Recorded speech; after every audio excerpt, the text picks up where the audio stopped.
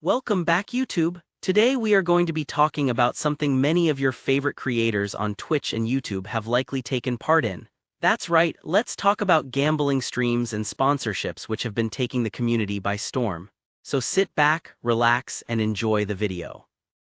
If you have been watching gaming content on YouTube or Twitch for more than 5 minutes recently, you have probably noticed a massive, undeniable shift. The advertisements have changed. The logos on the competitive jerseys have changed. The links in the descriptions have completely transformed. We are currently living through an era where the entire gaming ecosystem, from the biggest esports organizations in the world down to your favorite casual streamer, has basically been bought and paid for by the gambling industry. But it wasn't always like this.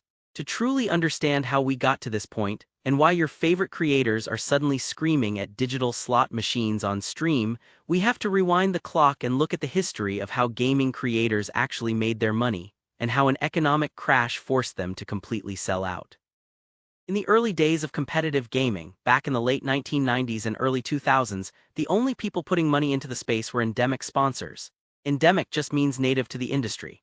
Brands like Intel, AMD, and Nvidia were funding the prize pools because they knew the people watching the streams were the exact same people building custom personal computers.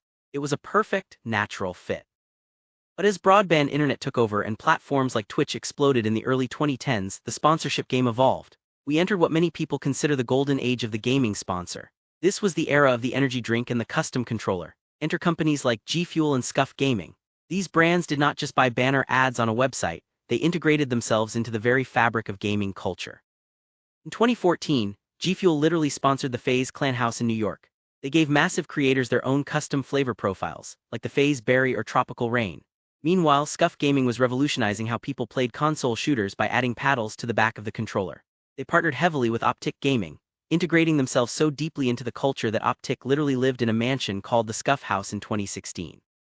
This era was built on a very simple, community-driven affiliate code system. A creator would tell you to use code Optic or code FaZe for 10% off at checkout. The viewer got a cheaper product that genuinely improved their gaming experience, the brand got a sale, and the creator got a commission to keep the lights on and keep making content. The audience trusted these sponsors because the products actually made sense. But then the entire bubble burst. Throughout the 2010s, the esports industry was artificially propped up by billions of dollars in speculative venture capital money. Investors were treating esports teams like traditional tech startups. Game publishers were charging $20 to $30 million just for a franchise slot in leagues for games like Overwatch and Call of Duty. Player salaries inflated to absurd, unsustainable levels, sometimes reaching $50,000 to $80,000 a month. Everyone thought esports was going to replace the NFL or the NBA overnight. But it didn't. When the global economy shifted, interest rates went up, and the era of free venture capital money came to a screeching halt, we entered a period that industry insiders accurately named the esports winter. Suddenly, esports teams and creators who were used to operating with massive overheads realized a terrifying truth. Selling $30 tubs of energy powder and custom thumbsticks was simply no longer going to cover their multi-million-dollar operating costs. The neighborhood brands could no longer afford to sponsor the teams at the level they needed to survive. The entire industry was bleeding cash, laying off staff, and desperately searching for a lifeline. And waiting in the wings to throw them a tow line and take over the entire industry with an open checkbook was the multi-billion-dollar online betting sector. In 2018, the United States Supreme Court overturned a federal law, opening the floodgates for legalized online sports betting. The demographic crossover was too perfect for these companies to ignore. The vast majority of people watching gaming content are males between the ages of 18 and 34. That is the exact demographic that every betting company on the planet is desperate to acquire, and they were willing to spend unimaginable amounts of money to get them. The amounts of money offered to creators and teams transitioned from a few $1,000s to literal millions. Today, gambling-related sponsorships account for roughly 25% of total esports sponsorship revenue. We saw the explosive rise of daily fantasy sports platforms like PrizePicks and DraftKings. These platforms aggressively blanketed the gaming space. By classifying their pick'em-style games as games of skill rather than games of chance, they operated in a gray area that allowed them to reach audiences in states where traditional betting was still illegal. When states started to crack down on them, these platforms simply pivoted to peer-to-peer, arena models just to keep the money flowing. Every podcast, every watch party, every YouTube video suddenly featured a sponsor read for a parlay. The money became so monumental that even the strictest game publishers had to fold. Riot Games, the creators of League of Legends and Valorant, had strictly banned betting sponsors from their official leagues for years to protect their younger audiences. But in 2025, they finally opened the doors to betting sponsors. Why? Because the illegal, unregulated betting turnover for their games was already hitting nearly $11 billion globally, and their franchise teams were begging for the revenue just to keep the lights on. But as the daily fantasy sports money normalized betting in the gaming space, things started to take a much darker, far more controversial turn. While PrizePicks and DraftKings were operating within North American regulations, a new, far more lucrative sponsor entered the chat, the unregulated offshore crypto casino called Roobet. Because these crypto casinos are completely illegal to operate or promote from within the United States, a terrifying new dynamic emerged. Content creators began utilizing what the community heavily criticizes as the Mexico loophole. Multimillionaire influencers would sign massive contracts with these offshore casinos, physically board private jets, fly to Mexico or Canada where the laws are different, and stream themselves gambling hundreds of thousands of dollars on digital slot machines to their massive audiences back home. And this is where the absolute outrage on Twitter, Reddit, and across the gaming community reached a boiling point. The parasocial bond between creators and fans started to completely fracture. People began calling out these creators for being terrible influences, specifically because many of them grew their audiences playing games like Minecraft, Fortnite, or Call of Duty, meaning a massive portion of their viewership was highly impressionable teenagers. To really understand the anger here, we need to look at two massive recent controversies involving some of the biggest legends in gaming history, Nadeshot and the duo of Scump and Hex from Optic Gaming. Nadeshot is the founder of 100 Thieves and an absolute pioneer of esports culture, but recently he faced intense backlash when he accepted a massive Roobet sponsorship and flew out to Mexico to stream high-stakes slots. The optics of this were incredibly bad, largely because the very same week he was down in Mexico gambling massive amounts of money on stream, his company 100 Thieves was conducting a round of corporate layoffs. Fans were furious. They watched a guy they looked up to broadcasting unregulated gambling from a tropical resort while his own employees were losing their jobs. Nadeshot defended himself on stream, stating that the timing was just an unfortunate coincidence.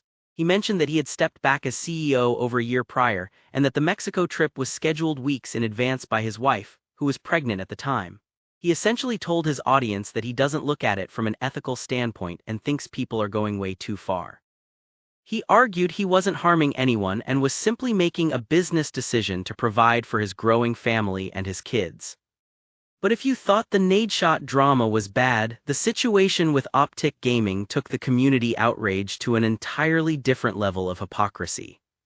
Optic Gaming is arguably the most famous Call of Duty organization in history.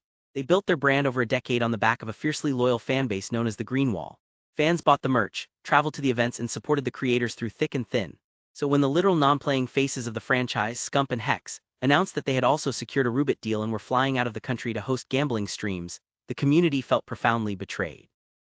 Reddit threads exploded with disappointed fans who felt this was a massive slap in the face. To longtime supporters, it looked like Optic was just being incredibly money-hungry and filled with sheer greed. Fans pointed out the obvious, dark reality of offshore casino deals.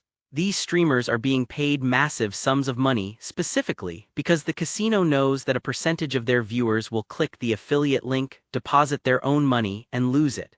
The creator is literally profiting off the financial losses of their own fanbase. But what made the Optic situation so incredibly toxic was the history of their own roster. Less than a year prior, Optic's competitive team was in absolute shambles. They ended up dropping a star player named Pred, and it was widely speculated and rumored across the community that his removal was tied to severe gambling addiction issues. The team struggled for months to recover from that internal chaos until a rookie player nicknamed Mercules was brought in and helped essentially save their season. Fans could not believe the cognitive dissonance. One highly upvoted Reddit post perfectly captured the frustration of the entire community, stating, "So not even a year ago Optic was in shambles. Pred was out of the roster due to what was widely speculated gambling issues." Fast forward to now. The two non-player faces of the organization which went through this huge drama last year think it's a good idea to sign themselves to a betting site and widely promote gambling on their channels, which are obviously also followed by tons of minors. The user ended their post with a chillingly accurate summary: "Anything for a quick bag, huh? Be better, scump and hex." So how do creators justify this when the internet turns on them? How do they sleep at night? They usually resort to one of two defenses. The first defense is the classic corporate disclaimer. A creator will throw a tiny 18+ graphic in the corner of their stream, or they will take 5 seconds before spinning the roulette wheel to verbally tell their chat, "Hey guys, please gamble responsibly." Let us be completely honest here. Fans are not stupid. They recognize that this is a total cop-out answer. It is the equivalent of a massive fast food corporation buying a billboard showing a glorious triple-stacked bacon cheeseburger, and then putting microscopic font at the bottom that says, "Please remember to eat a balanced diet of leafy greens." It satisfies the corporate lawyers, but it does absolutely nothing to stop the psychological manipulation. When you spend 4 hours screaming in excitement because a slot machine just hit a massive jackpot, making gambling look incredibly fun, glamorous, and rewarding, a 2-second disclaimer to gamble responsibly is completely meaningless to an impressionable viewer. It wires the brains of the audience to associate gambling with success and entertainment. But the second defense that creators use is much more brutally honest, and it forces us to look at the reality of the creator economy. Many streamers have stopped pretending that they care about the moral high ground. They just straight up say that their livelihood depends on it. The digital economy is incredibly volatile. AdSense revenue drops, algorithms change, and suddenly a creator's income can be cut in half overnight.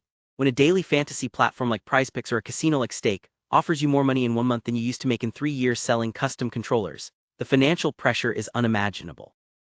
These creators argue that they do not really care if others think it is dirty money, because at the end of the day it gets the bills paid.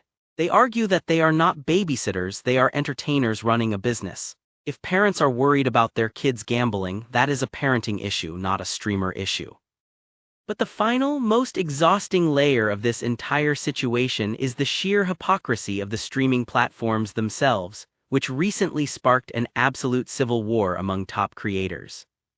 For years, Twitch took a hard stance, banning unregulated crypto casinos like Stake and Rubit under the guise of protecting their community.